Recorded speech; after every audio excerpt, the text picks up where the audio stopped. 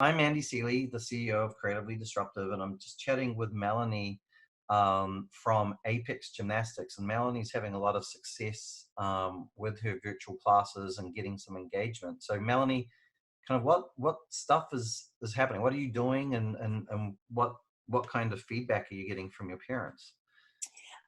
We are doing a variety of things. We're doing live Zoom classes every day.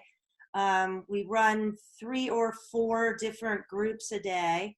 We also are doing like a video library. So we started really early creating content video of all kinds of different things that we have on our YouTube page, which is open. And we put those on our Facebook pages as well. And then we also are doing a challenge calendar for a lot of different groups that we send home at the beginning of every week that will have, it has 3 or 4 different activities for them to do every day. And then the idea is if they bring it back when we reopen, they get a prize. Awesome. You know, the prize is going to have to be huge at this point, but Right.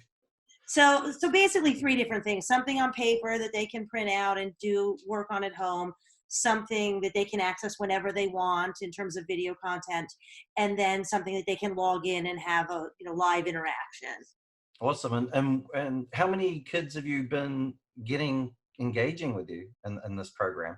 I mean, our normal enrollment is probably about 1,000 students, and I would say, oh God, it's hard to tell. I mean, if across the board in all of those activities, Yep. a lot. I would say probably 75%.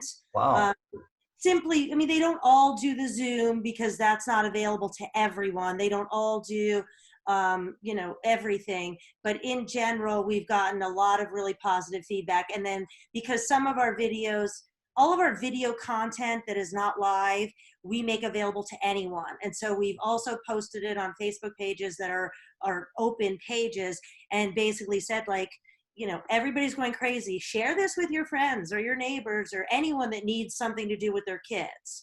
Cool. Um, so, So you're actually helping the community too. So it's not just your kids that are right. benefiting.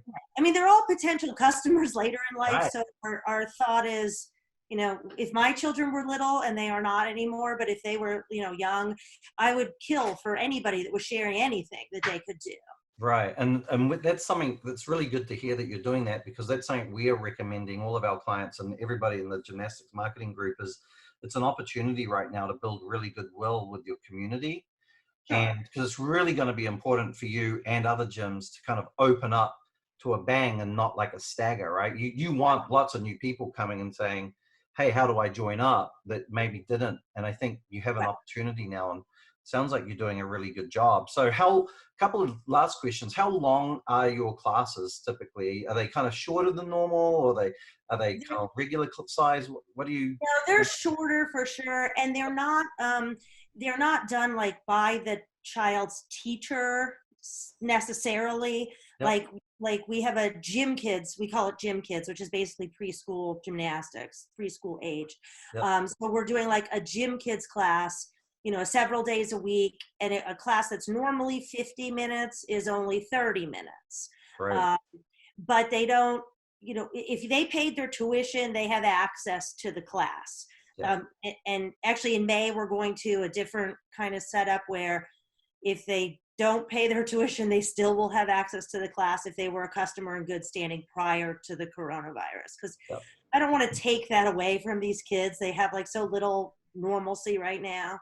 Yeah. So they are small, they are shorter classes. I think what you're doing, though, in all honesty, is you're giving tremendous value, a lot more than if you just closed and did nothing.